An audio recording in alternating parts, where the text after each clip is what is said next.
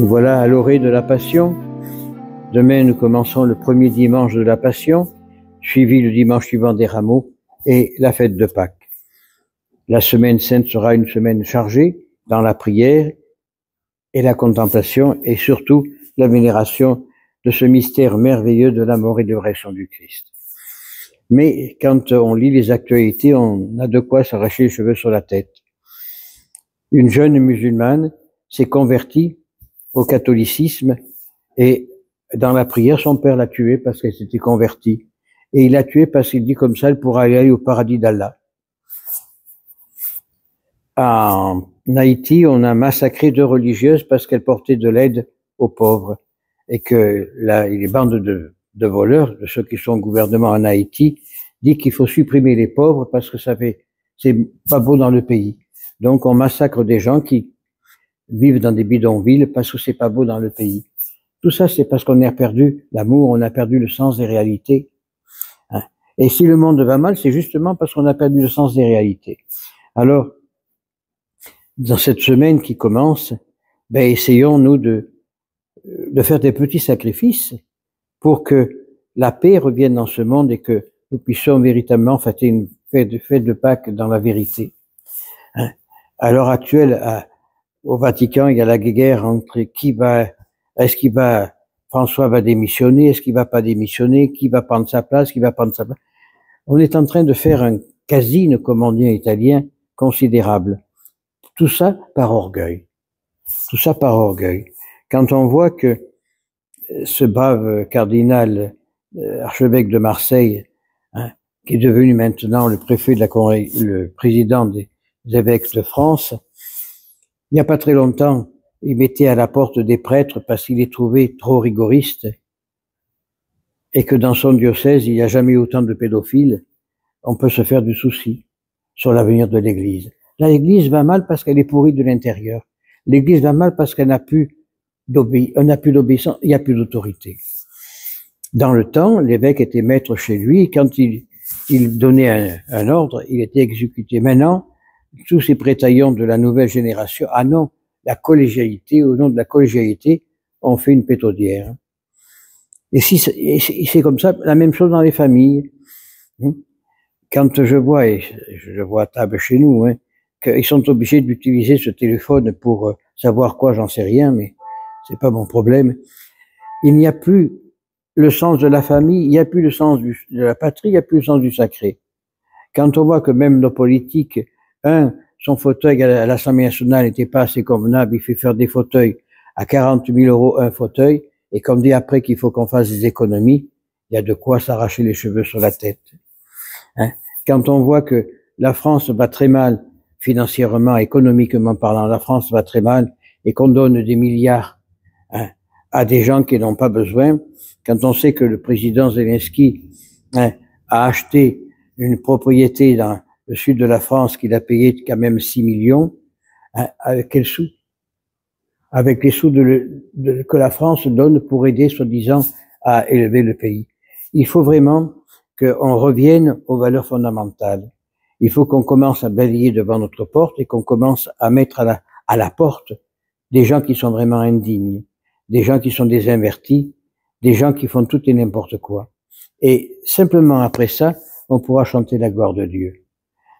À l'heure actuelle, on ne croit plus en Dieu. Pourquoi on ne croit plus en Dieu? Parce que l'Église elle-même est pourrie. Et c'est malheureux, mais c'est hélas la vérité. J'ai reçu des documents venant tout à l'heure d'un diocèse que je connaissais bien, Albengue. L'évêque est mis en examen avec l'ancien évêque, les 2 évêques, dont l'évêque actuel et l'évêque qui était juste avant lui, qui a pourtant 80 quelques années, sont mis en examen.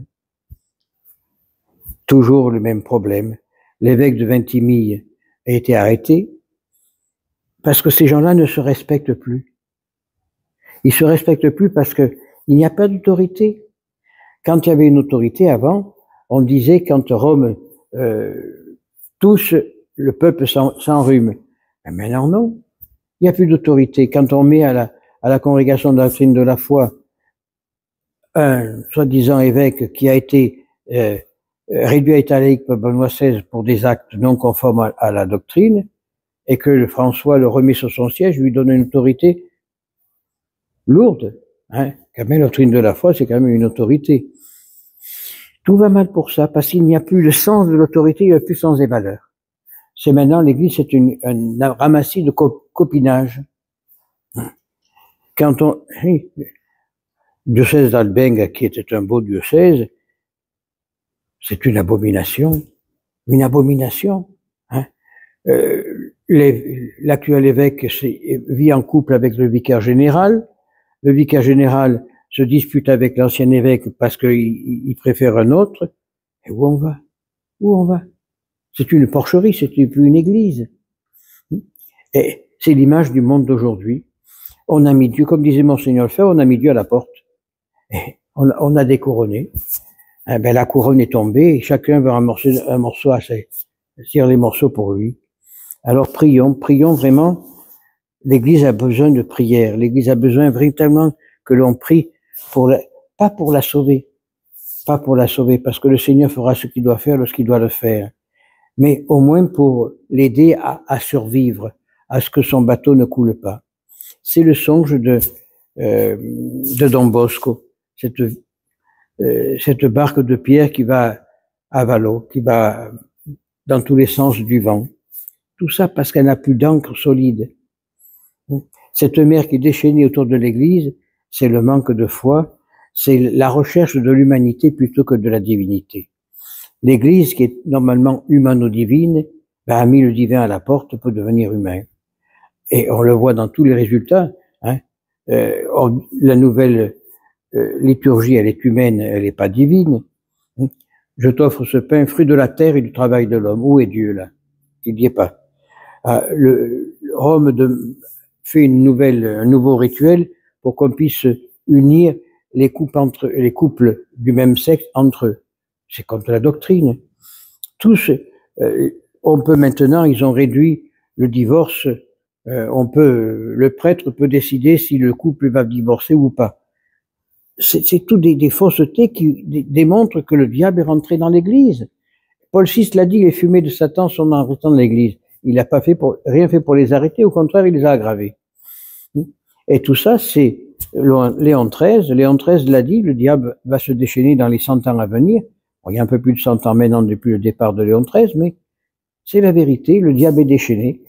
Et c'est par notre prière qu'on peut le renchaîner et le renvoyer d'où il vient. Alors, prions régulièrement l'exorcisme de Léon XIII, puis l'exorcisme, réalisons les prières léontines qu'on dit à la fin de la messe, pour que véritablement on arrive à faire sortir le diable de l'Église, à faire sortir les fumées de Satan qui envahissent l'Église et les faire sortir, les éteindre, hein, et que cette fumée blanche de la pureté et de la divinité de l'Église ressorte.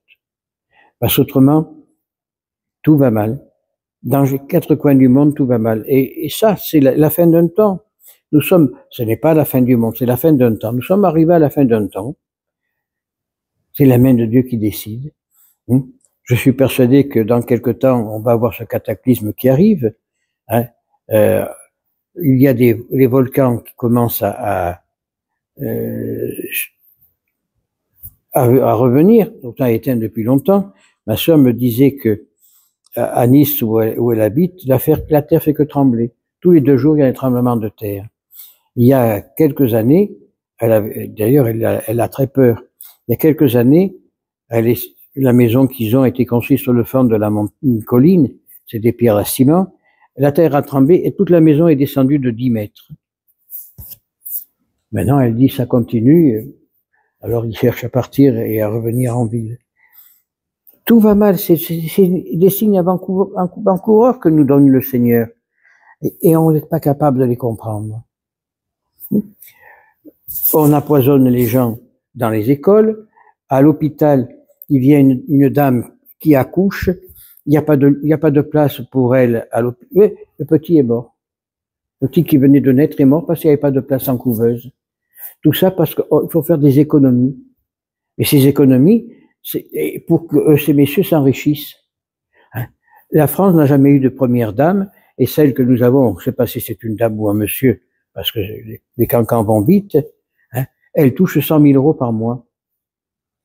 Mais c'est 100 000 euros par mois, ça fait, c'est quand même énorme, ça fait presque 1 200 000 euros par an, servirait pour les hôpitaux, servirait pour autre chose. Non, chacun veut s'engraisser.